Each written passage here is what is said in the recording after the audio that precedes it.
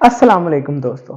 आज के इस वीडियो में हम एक ऐसी बीमारी के बारे में जानेंगे जिसने पाकिस्तान में 33 मिलियन लोगों को मुतासिर किया, जबकि पूरी दुनिया में 537 मिलियन लोगों को अपनी लपेट में लिया।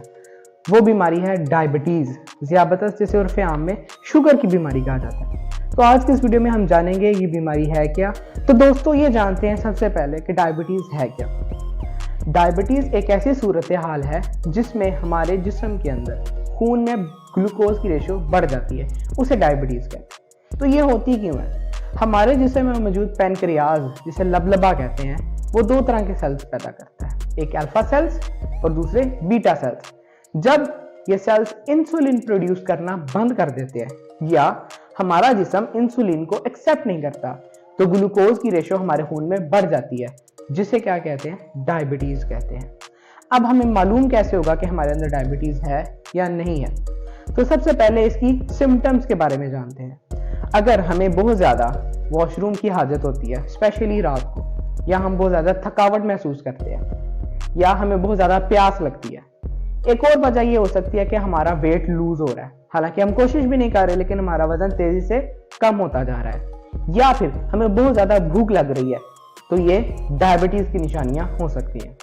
दोस्तों, डायबिटीज़ की 2-3 इकसाम हैं, जिसमें 2 इकसाम बड़ी हैं। एक वो किस्म जिसमें हमारे ग्लूकोज की मिकदार इतनी ज़्यादा बढ़ जाती है कि जो जानलेवा भी साबित हो सकती है, और दूसरी वो जिसमें ग्लूकोज की मिकदार इतनी ज़्यादा तो नहीं होती, लेकिन वो बॉर्डर लाइन पे होते हैं कि आपको ग्लूकोज बढ़ सकती है और आपको भी बीमारी हो सकती है।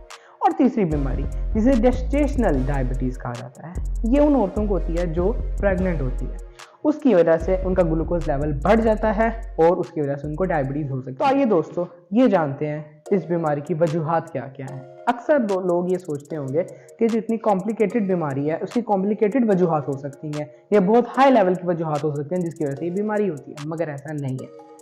बाज़ औक़ात की बीमारी जेनेटिक्स में हो सकती है, हमारे वालिदैन या उनके वालिदैन को होती है, जिनमें जीन्स के ट्रांसफ़र की वजह से ये बीमारी हमें हो सकती है। दूसरी सबसे बड़ी वजह ओवरवेट होना।